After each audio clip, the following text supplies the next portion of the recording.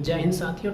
TRE 3 में जो PRT का क्वेश्चन पूछा गया था वो आज मैं आपको लाइव प्रूफ दिखाऊंगा कहाँ से पूछा गया था, क्योंकि आप लोगों को विश्वास पड़ नहीं रहा। मैं बार बार कह रहा हूँ आप एनसीईआरटी पढ़ लीजिए, बीपीएससी का जो है क्या नाम प्रीवियस ईयर क्वेश्चन पूछे जो बीपीएससी में पूछा गया है पूर्वावलोकन, उसका आप पढ़ लीजिए।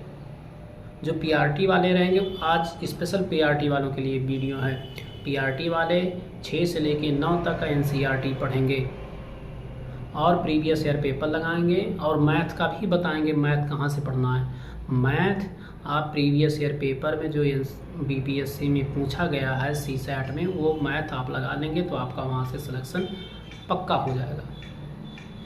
मैं बार बार चलाऊँ, इसलिए मैं आज आपको लाइव प्रूफ दिखाऊंगा कहाँ कहाँ से क्वेश्चन पूछा गया है टीआरई 3 में पीआरटी वालों के लिए। आप मेरे बगल में देखेंगे क्वेश्चन पूछा गया है शुष्क बर्फ है क्या। ये कक्षा 6 के एनसीईआरटी से पूछा गया है। हो जाती है कि यही कारण है कि ठोस कार्बन डाइऑक्साइड को शुष्क बर्फ कहते हैं। पीछे मेरे बगल में आप देखेंगे ये प्रूफ मैं दिखा रहा हूँ, कक्षा 6 के एनसीईआरटी से पूछा गया। और दूसरा क्वेश्चन आप देखिए, वाहनों के साइडों में ट्रैफिक देखने के लिए किस प्रकार के दर्पण का प्रयोग किया गया है। अगर आप इसको देखेंगे तो कक्षा 10 के अध्याय 10 से पूछा गया है ये क्वेश्चन। इसमें लिखा है उत्तल दर्पण के प्रयोग उत्तल दर्पण का प्रयोग सामान्यतः वाहनों के पश्च दृश्य दर्पणों के रूप में किया जाता है। ये दर्पण वाहनों के पश्च साइड में लगे होते हैं तथा इनमें ड्राइवर अपने पीछे के वाहनों को देख सकते हैं। तो ये भी क्वेश्चन एनसीईआरटी के कक्षा 10 के अध्याय 10 से पूछा गया। ये भी एकदम परफेक्ट है, मतलब जो है एकदम वो है। अगला क्वेश्चन मैं आपको दिखाना चाहूँगा, निम्नलिखित में से टंगस्टन का प्रयोग किया जाता है। इस क्वेश्चन का आंसर आप यहाँ देखेंगे कक्षा 10 के 12 अध्याय विद्युत में देखेंगे एनसीईआरटी वाले बुक में।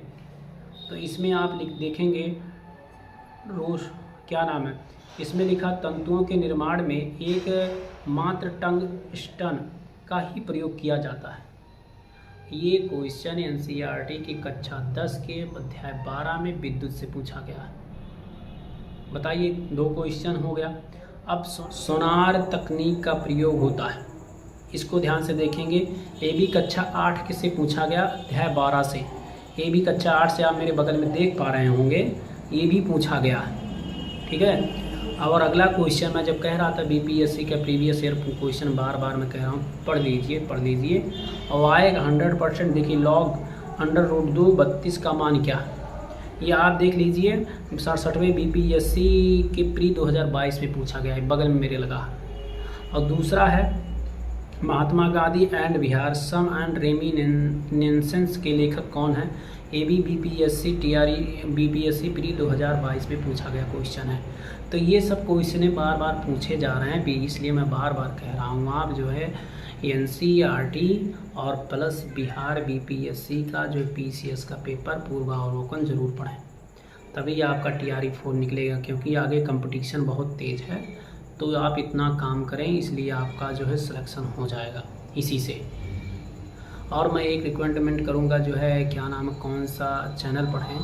अगर मैं चैनल की बात करूं तो बहुत सारे पूर्वावलोकन इस पे पढ़ा रहे हैं, यूट्यूब पे आप सर्च करेंगे तो वो भी देखेंगे, काम हो जाएगा। ऐसा नहीं कि उससे काम नहीं, उससे भी काम हो जाएगा। 2 बार देखेंगे तो हो जाएगा।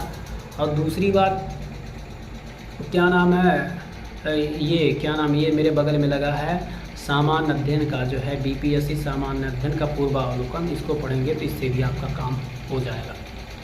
तो इसलिए बार बार मैं कह रहा हूँ आप टीआरई 4 के लिए जम के मेहनत करिए, नहीं तो फिर हाथ से निकल जाएगा। तो मैं जितना मैं कह रहा हूँ उतना पढ़िए, आपका सिलेक्शन 100%